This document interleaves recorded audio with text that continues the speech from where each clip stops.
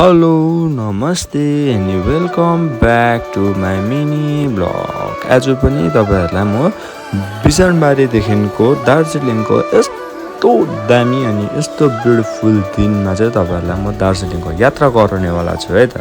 आज चाहिँ मेरो ड्युटी परेको थियो दार्जिलिङ अनि म रिसेन्टली अहिले चाहिँ पुगिसकेको छु ब्लक अफिस।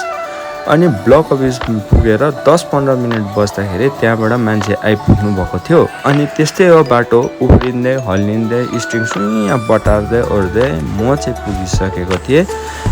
दिन यस्तो दामी भइसकेको थियो। म चाहिँ पुगिसकेको थिएँ जामुने ब्रिज है। जामुने ब्रिजमा चाहिँ आज पुरा भिड थियो। अन्त के को हो थाहा भएन। अनि जामुने ब्रिजबाट चाहिँ सट्टै उकालो लाग्दा यस्तो दामी बाटो छ। सट्टै उकालो माथि पुगिसकेर चाहिँ मैले चाहिँ यो बाटो देखाउन लागि चाहिँ भिडियो गरेको थिएँ। हामी चाहिँ उकालो लाग्नुपर्छ। यो चाहिँ दार्जिलिङ जाने बाटो हो। उकालो गयो भने चाहिँ हाम्रो जोरथाङ सिक्किम सिङताम सिङ्लाहरू पुग्छ।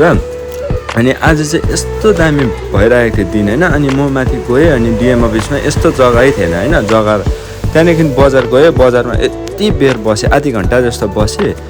केही पनि भएको थिएन होइन दा बजारमा बस्दाखेरि। अन्त निस्किने बेलामा त यसो टायर हेरेको त टायर त छ्याप्पै बजार बिचमा टायर सायर फेरेर त्यहाँदेखि फेरि मान्छे डिएम अफिसबाट लिएर आम्मा यस्तो दामी ब्युटिफुल वेदरलाई चाहिँ यसरी मैले हाई हेलो गर्दै होइन चिया बगानको बिचबाट होइन एकदम खुल्ला आकाशबाट चाहिँ आउँदै थिएँ बिजनबारी। आउँदा रात पर्यो।